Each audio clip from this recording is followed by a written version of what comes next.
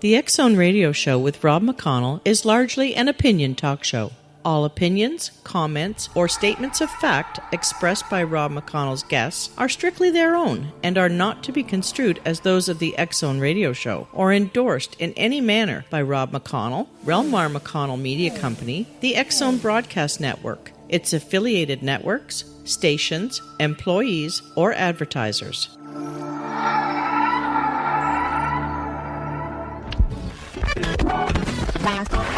All Hit Radio.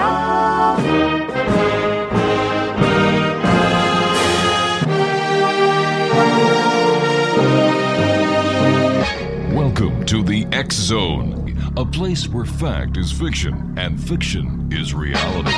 Now, here's your host, Rob McConnell.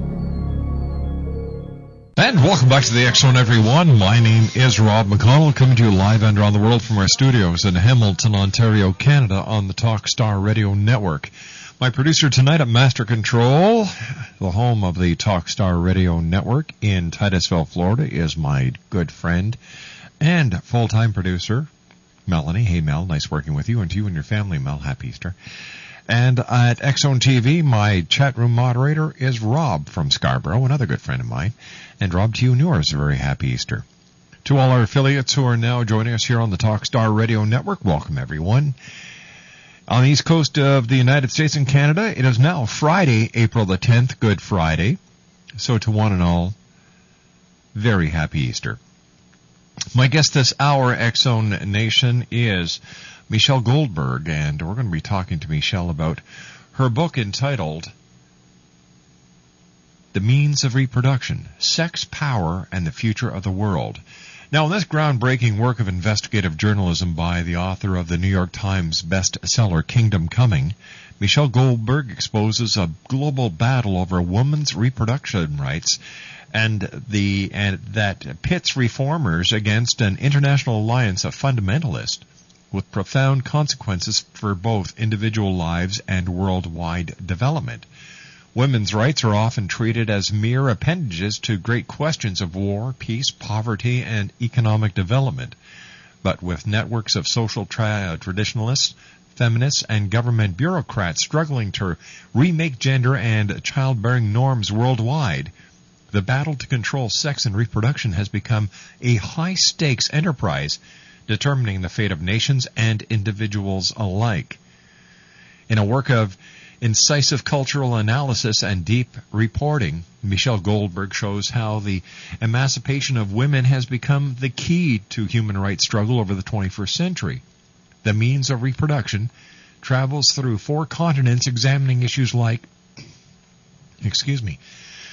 abortion, female circumcision, and Asia's missing girls to show how the battle over women's bodies has been globalized and how the United States has, depending who's in power, alternatively advanced and impeded women's rights worldwide. In reporting that encompasses both dramatic human stories and rarefied realms of international policy making, Michelle elucidates the economic, demographic, and health consequences of women's oppression, which affect more than simply half the world's population. Joining me now is Michelle Goldberg. And Michelle, welcome to the X Zone. Michelle, are you there? Hello? Hi, Michelle. Welcome to the X Zone. Hey, I can just barely hear you. Okay, we're going to try and rectify that over the commercial break. Okay, I can hear you now. Okay, we have to take a 2-minute commercial break. Please stand by, Michelle. When we come back, we're going to be talking to our very special guest this hour, Michelle Goldberg. She's the author of The Means of Reproduction, Sex, Power, and the Future of the World. My name is Rob McConnell, and this is the X Zone on the Talkstar Radio Network. 1-877-528-8255 is toll-free throughout the U.S., Canada, Alaska, and Hawaii. Email xzone@talkstarradio.com. On MSN Messenger, talkstarradio@hotmail.com. And our websites, www.xzoneradio.com and xzonetv.com. To get your complimentary copy of the X Chronicles newspaper, visit our new website at www.xchronicles-newspaper.com. We'll be back on the other side of this 2-minute break. Don't go away.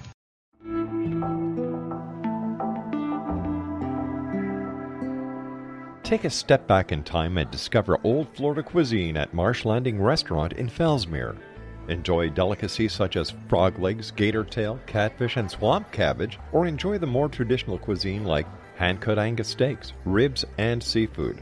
Join us for breakfast with a southern flair featuring sweet potato pancakes, biscuits and gravy, and much more. Planning a party? Marsh Landing's private dining room can accommodate groups from 8 to 80 people.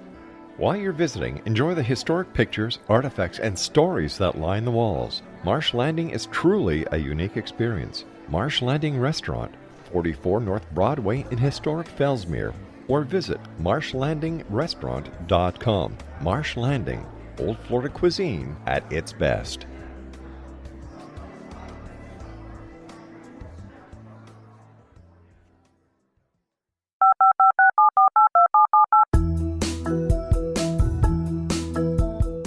Did you know that when you're on the road with limited data or Wi-Fi, you can still listen to the X-Zone Radio Show with Rob McConnell, The Science of Magic with Gwilda Wiyaka, X-1, Dimension X, Space Patrol, and every minute of the X-Zone broadcast network by calling 213-401-0080, courtesy of Audio Now.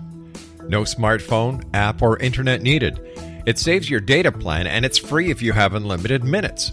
Call 213-401-0080 to listen on any phone, anytime, anywhere. Remember 213-401-0080 for the best of the paranormal, parapsychology, and sci-fi radio programming anywhere, 24/7, 365.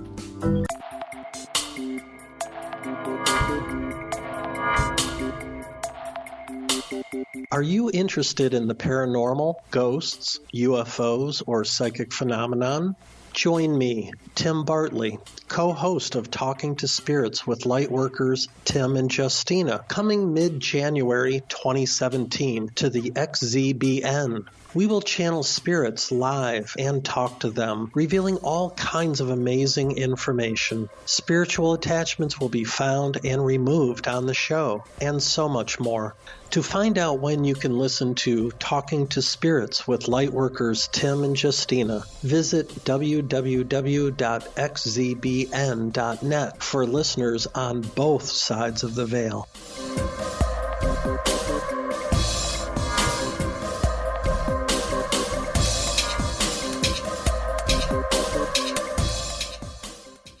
Michelle Goldberg is our special guest. She's the author of The Means of Reproduction, Sex, Power, and the Future of the World. Michelle, thanks very much for joining us tonight. And what was your inspiration for writing this book? Well, I wrote a book that came out in 2006 about religious fundamentalism in American politics. And one of the things that I started to see was that some of the same, both the same kind of people and players and organizations, but also the same trends and issues were actually having really profound impacts on a global scale, and in certain ways having even more effect on the lives of women around the world than they were on people here in the United States.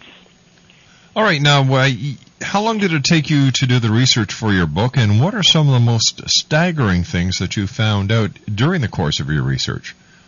Let's see, it was about 2 years altogether that I spent researching the book, and during that time I traveled all over the world, because this book is about the global battle over women's rights, and both the way that both kind of women's rights and the kind of fundamentalist opposition to them have become internationalized.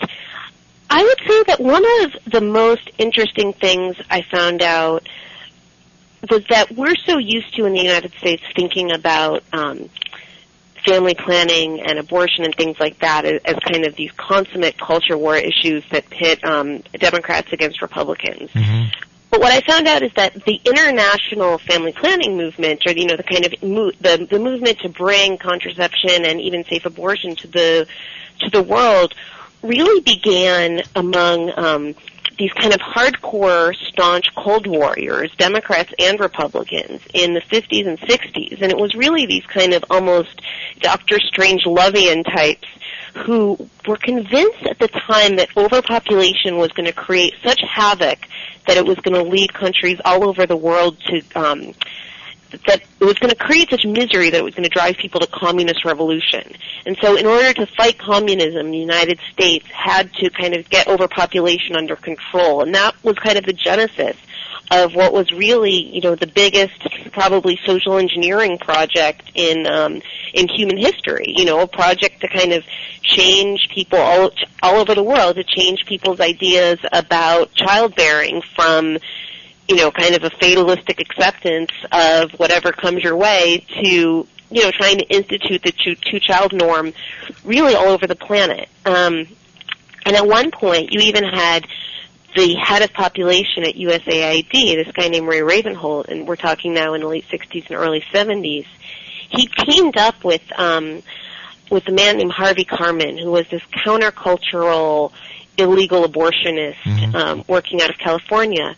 And he actually had the Battelle Corporation. Well, Harvey Karman had created something in his kitchen. It was a device that could be used, hand-operated, manual, didn't need anesthesia or electricity, and could be used to perform abortions. And the U.S. government actually had this engineered for mass production and shipped it by the tens of thousands all over the world. Why?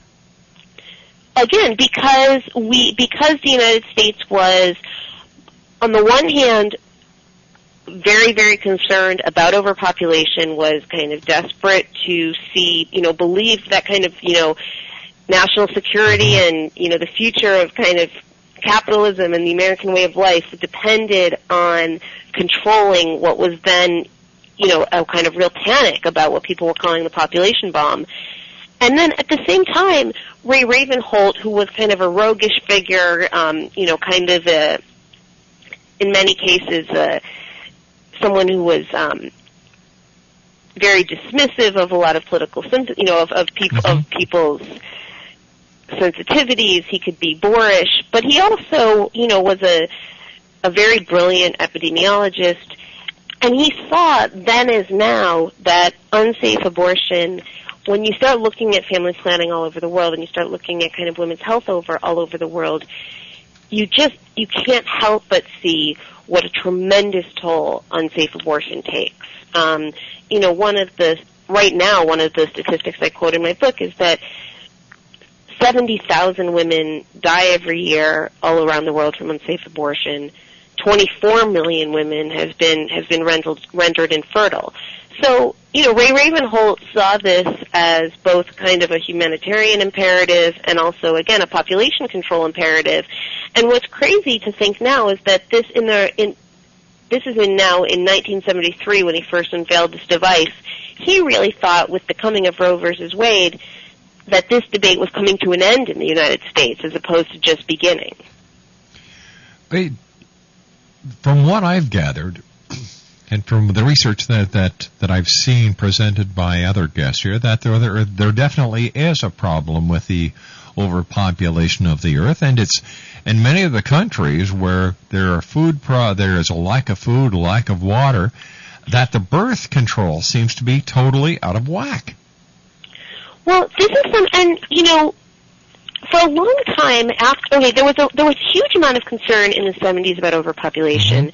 And what happened is a lot of people made predictions that were so outlandish that it almost kind of discredited the whole notion of overpopulation. You had Paul Ehrlich saying there was going to be imminent mass famine, there was going to be this kind of Malthusian disaster. People spoke in these very apocalyptic terms, and it led people to support a lot of really coercive programs, and the kind of apotheosis of those weren't really about the United States. It was first India during the emergency, and now China, which continues to have this horribly abusive one-child program. So for a long time, after there was kind of a backlash and people stopped talking about overpopulation. And then a couple of things happened. You had the rise of the religious right in the United States, and with that, the kind of politicization of this issue. So where there used to be a bipartisan consensus, now the Republican Party was, kind of completely opposed to global family planning, and it was seen as this attempt to, kind of spread, the wickedness of feminism and liberalism and libertinism all over the planet. And so the United States, this program that the United States had started was really kind of retarded, and especially in the last 8 years, there's been a huge,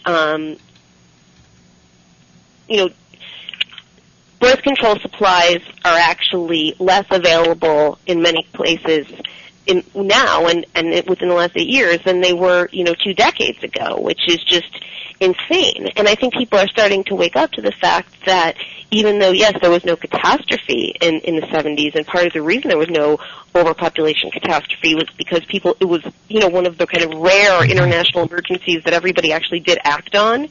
And everybody actually did, kind of develop these programs and really mobilize a response. But yeah, now once again, Africa is going to add 1 billion people in the next 40 years, and there is no prospect really. It's very difficult to see, where the resources to feed all of them, to provide fresh water for all these people, and certainly, people in the West are consuming far more than their fair share. So it's not just about poor women having too many babies. But I think the one message of my book is not, that we need to be coercing people.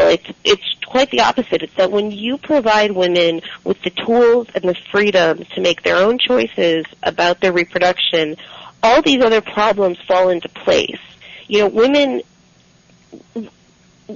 are having often more children than they say they want. If you give women the choice, it's going to solve many of the more pressing problems facing humankind. All right, give them what choice? If you give women the choice about, a couple of things. I mean, it's not just about, how many children to have or, when to have children. There's been a lot of social science research about for example, the impact of girls' education on developing economies. Lawrence Summers, who is certainly, not known as a crusading feminist, but when he was at the World Bank, he would talk about how there was no greater investment that countries could make in their futures than girls' education. It pays dividends in all kinds of ways, not just in terms of their own earning power, but in terms of the health and welfare of their children, the number of children that they have, the resources, allocated to their children. When women are able to work outside the home, they have more control over the family budget. They're more likely to spend money on, their children's welfare. They're more likely to take them to the doctor. It has all these kind of, second and third order effects. And so when you give women control over their own kind of sexual and reproductive lives, you end up with a society where families are smaller, healthier, and better educated, and that's kind of at the core of so many of the problems facing the world, from, environmental destruction to global poverty to, political instability. But I thought that women were in charge of their own bodies, and, I understand in China there's the one-child program, and you know what? I agree with it. I really do, because China is overpopulated as it is, and food and water are going to be causes of war in the future. What I would say about the one-child policy in China is a couple of things. I mean, first of all, when you said you thought women were in control of their own bodies, I mean, in most of the world, they're absolutely not. I mean, not only, and you can kind of go around the world. Let's start. All right, for instance. let's do this when we come back from our news break. Michelle Goldberg is our special guest. www.michellegoldberg.net or www.kingdomcoming.com. This is the X-Zone Broadcast Network, broadcasting worldwide on broadcast affiliates and satellite program providers, including CNN Broadcast Network, Sirius Satellite Network, Star Media, Good News Radio Network, Angel Broadcast Network, Wiki Broadcast Network, and WPBN TV. For more information on the X-Zone Broadcast Network, visit us at www.xzbn.net.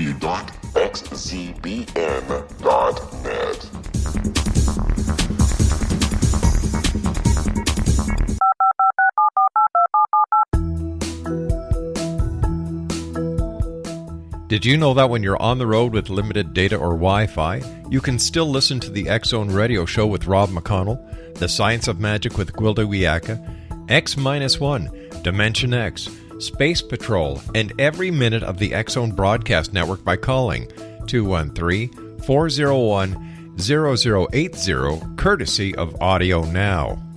No smartphone, app, or internet needed. It saves your data plan, and it's free if you have unlimited minutes. Call 213-401-0080 to listen on any phone, anytime, anywhere. Remember, 213-401-0080 for the best of the paranormal, parapsychology, and sci-fi radio programming anywhere, 24/7, 365. Michelle Goldberg is my guest this hour, www.kingdomcoming.com and www.michellegoldberg.net. Michelle, before we went to the commercial break, we were just starting to talk about the one-child policy in... and Yeah. I understand why you would say that, something has to be done, population can't continue to grow at, kind of an unchecked rate. Mm-hmm. But, I would say that a couple of things. I mean, first of all, just from a human rights perspective, just as I think it's, completely unacceptable when countries, for example, Romania said, they wanted more people, and so they, banned all abortion and birth control and tried to force women to have more children. You mean like the Catholic Church did? Well, certainly. I mean, the Catholic Church has slightly different justifications. It's not so much that they want more and more people as much as they want to kind of uphold papal authority, and they have, certain hang-ups about non-procreative sex. That's a different thing. But my point about China is that, first of all, you have real human rights abuses. And, I think that whenever you start kind of making utilitarian arguments for taking away people's individual human rights, you're on a real slippery slope to something very, very ugly. But beyond that, if you are truly concerned about overpopulation, there are other more humane ways to address it. When you give women who have education and who have job opportunities and who have kind of opportunities to fulfill themselves in other ways, almost inevitably choose to have smaller families, usually 2 children or fewer. And, you're seeing in many countries in Asia, that actually want to get their populations up, countries like Singapore or South Korea, you have, kind of population growth that's even less than China. And it's come because of development and changes in gender roles as opposed to because of the government, as opposed to government coercion. The other problem that you're going to see in China, as well as in India, for slightly different reasons, is, you've changed family sizes without changing the status of women. So people are having smaller families, but they still are absolutely desperate for sons. So you have, this kind of epidemic of sex-selective abortion, which means that you're going to have a generation coming up that is really, really skewed towards boys. There's going to be far more men than there are women, and that's a really dangerous thing. That's when you have lots of unattached, unmarriageable, undomesticated men, that is like a recipe for social unrest. Now, why would you say undomesticated? I mean, when men can't get married and start families, they tend to find, kind of other ways to express, often kind of military ways to express their manhood. Tell me, how many children do you have? I don't have any. How come? That's a good question. For one thing, I still have quite a few years in which to make that decision. Mm-hmm. But I also, to be honest, I feel like if we were in France, or if we were in a country like France or Sweden, which gave you some assistance and didn't make being a mother kind of so economically burdensome, I would be more inclined to take that risk. Right now in this economy and as a writer, mm-hmm. it would be, massively disruptive. So it's something I'm waiting a couple of years for. Okay, and I can respect that, and I understand it. But if you're looking at a country like China, who is looking at a massive problem in the very near future, what is wrong with the government saying, hey, wait a minute, whoa, you want to have a family? 1. What's wrong with that? How is that a violation of human rights? How is it not a violation of human rights when you're talking about... No, I mean... I can't understand how that is a violation of human rights. If the government is telling you, we're overpopulated as it is. We've got to deck our homes. Our homes are small because we can't expand. What caused the problem in the first place, and what was the motivation behind the government saying, look, we've got a problem, 1 child per family?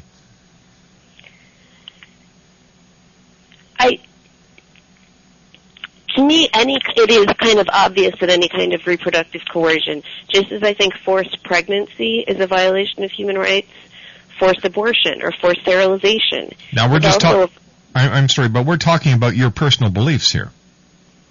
Well, actually, we're not just talking about my personal beliefs. I mean, under international law, there is, international law has increased. One of the things I write about is that international law increasingly recognizes that women, as it says, I think, in one of the main human rights declarations, have the right to determine the number and spacing of their children.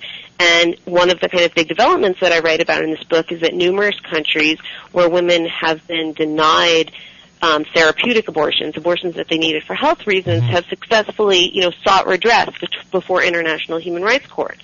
Now, what I'm saying is that if forced pregnancy is a violation of international law, and if international law recognizes reproductive rights, a forced abortion or forced sterilization is also a violation of reproductive rights. And if you're worried, and if you're worried about overpopulation, there are other ways that don't involve government coercion to bring down population rates. All right.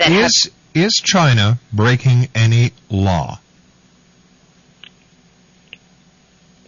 That would be a question for Amnesty International. I believe that forced abortions and forced sterilizations are a violation. Wait a minute. We're not talking about forced. We're talking about the fact that China is saying 1 child per family. Is there an international law being broken here?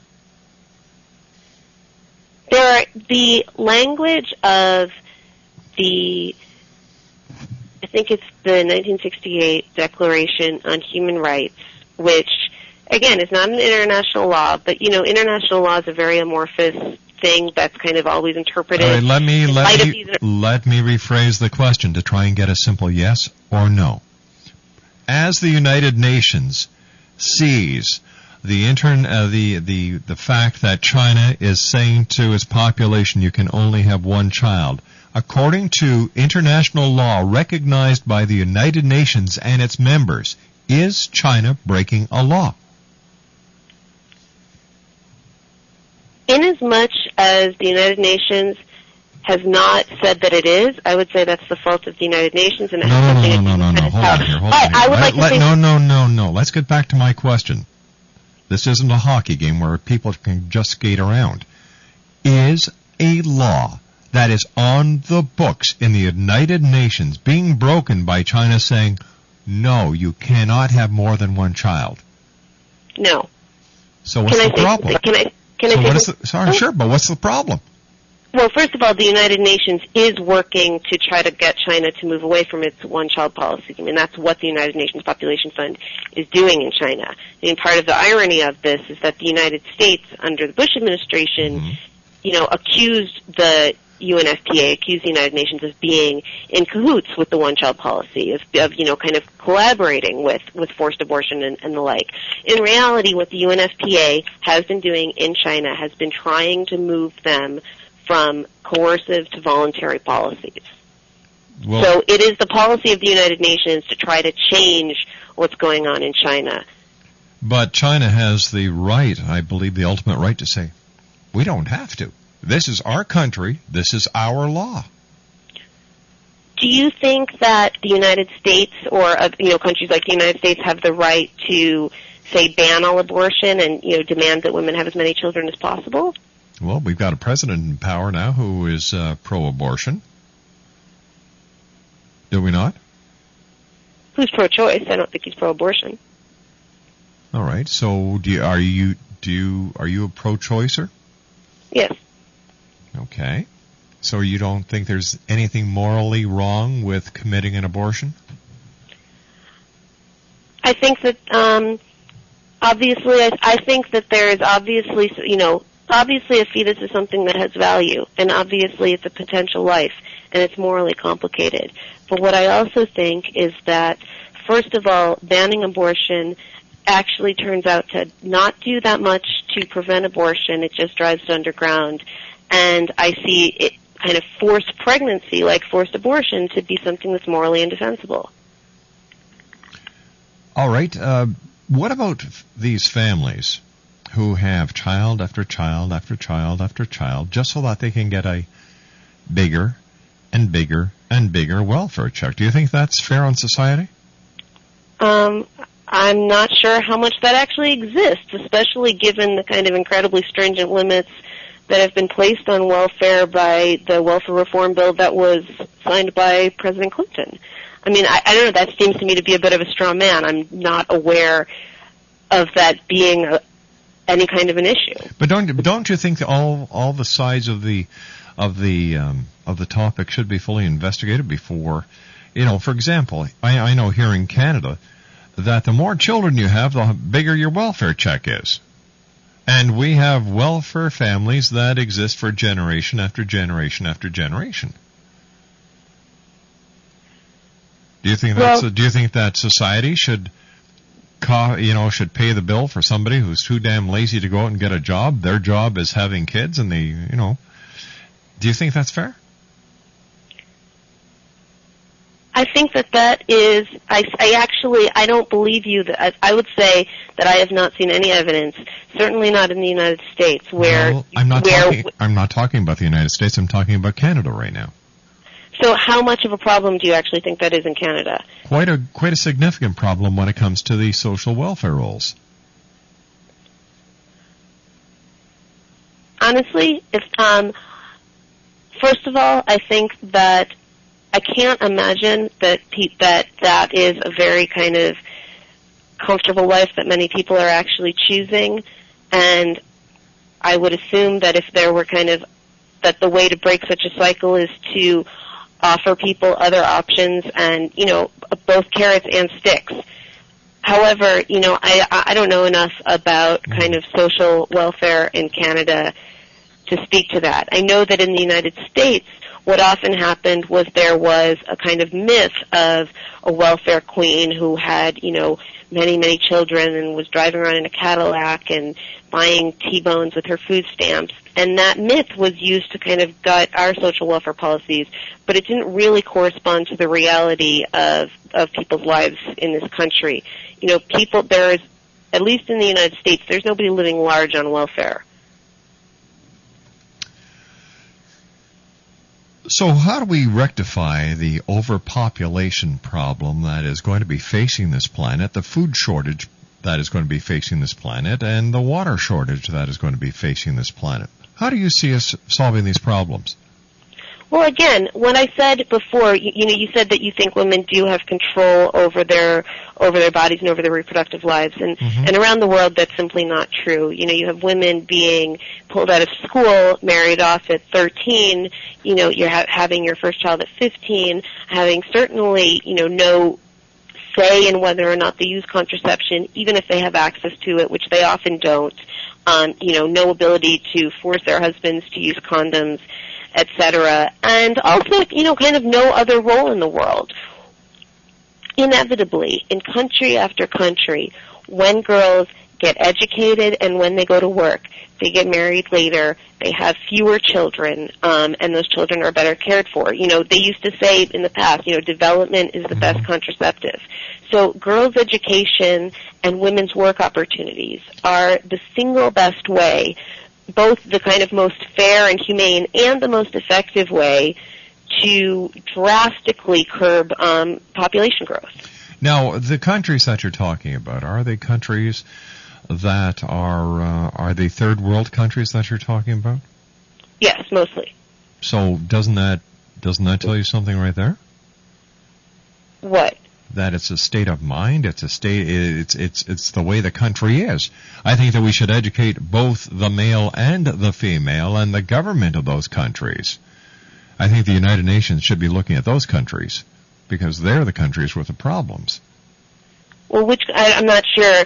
I'm not quite sure what you mean. I mean, the United Nations is involved in. Well, if these countries, if these countries are allowing 14, 15-year-old children to get married and have a child right away, and they're not doing this or they're not doing that, there's no family planning, there's no, and these are third world countries. That's where the problem lies. So what is being done to better educate these third world countries into getting up to snuff so that the rest of the world will not be suffering when overpopulation happens? We'll be back on the other side of this commercial break as the X Zone continues, live and around the world from our studios in Hamilton, Ontario, Canada, right here on the Talkstar Radio Network. Don't go away. We'll be right back. This is the X Zone Broadcast Network, broadcasting worldwide on broadcast affiliates and satellite program providers, including CNN Broadcast Network, Sirius Satellite Network, Star Media, Good News Radio Network, Angel Broadcast Network, Wiki Broadcast Network, and WPBN TV. For more information on the X Zone Broadcast Network, visit us at www.xzbn.net.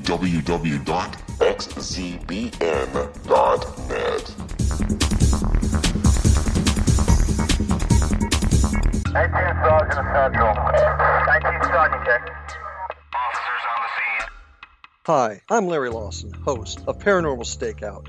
With over 36 years in law enforcement, I have learned a few things. The most important is the proper gathering and preservation of evidence is vital to putting the bad guy behind bars. It's no different in the world of paranormal investigation. Whether it's the search for the afterlife, cryptozoology, UFOs, and extraterrestrials, how we gather the evidence, preserve that evidence, and present it to a jury of our peers will make the ultimate difference in proving the existence of worlds and entities that are beyond our imagination.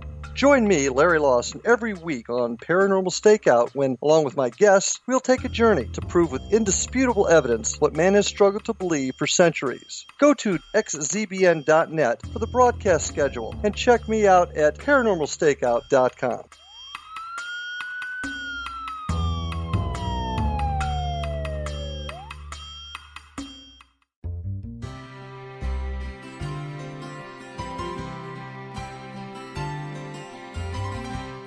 True healing must address 4 levels: physical, emotional, mental, and spiritual, for us to live joyful and productive lives.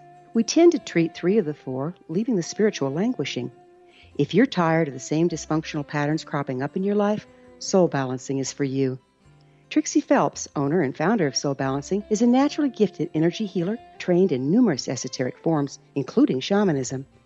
Trixie has created a powerful modality that safely and effectively clears your energetic field. A soul balancing session can remove interference, heal trauma, and restore your hope.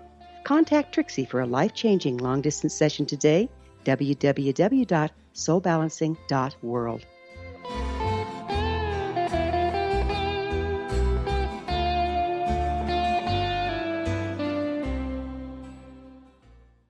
Michelle Goldberg is our special guest, www.michellegoldberg.net, MichelleGoldberg.net, and www.kingdomcoming.com. Michelle, when we look at the situation in countries like Africa... Well, Africa's not a country. Well, what is it? It's a continent. All right, the individual countries within Africa, the majority of them are third nations, and they're popping out kids like Hershey, like M&Ms, for goodness sake. They don't have enough food. There's rampant disease. There's not enough water, and yet you've got all these children that are being born. God bless them. Don't you think that somebody should take responsibility and say enough is enough? I think that that's the wrong way to think about it. I think that people, first of all, one reason that people have very, very large families in places that are very, very poor, besides the fact that, besides not having access to contraception, is that when you have a chance of a lot of your children dying, you had your bets by having a big family. And in places where, kind of the economy is still based on agriculture, children are, resources. Children are that's how you kind of make ends meet economically. So you have to see other kinds of development, and again, I'm going to keep harping on this, other kinds of education opportunities for women before they start making other decisions, decisions that will benefit them and that will benefit us all. You need a license to get married. You need a license to drive a car. You need a license to own a bar to get a liquor license. I think we should have licenses to become parents. Because you should get educated to become a parent. It's when you tax society has the right to say, hey, wait a minute, whoa. And I really think that we have to do things to prevent ourselves from going down the sewage. And if it is like we were talking about China, where China said, no. One, because of the population growth, because they want to make sure that those who are alive and have been born don't suffer and do without. So you know what? I kind of agree with him on that. But I do want to thank you very much for joining us tonight. And continued success, www.michellegoldberg.net and kingdomcoming.com. I don't, basically, if I understood what she was saying in the last couple of minutes was, people in these third nation countries are just popping out these kids in order so that a few survive, and because there are going to be ultimate deaths with their children. God bless them. What about the child? Doesn't the child have any rights? Child doesn't ask to be born, and yet, God bless them. They're the ones that do all the suffering. I know God said, Jesus said, suffer little children to come unto me, for thine is the kingdom of heaven. Holy cow, I just sounded like Pastor Harry there, didn't I? But anyway, it's true. The children suffer.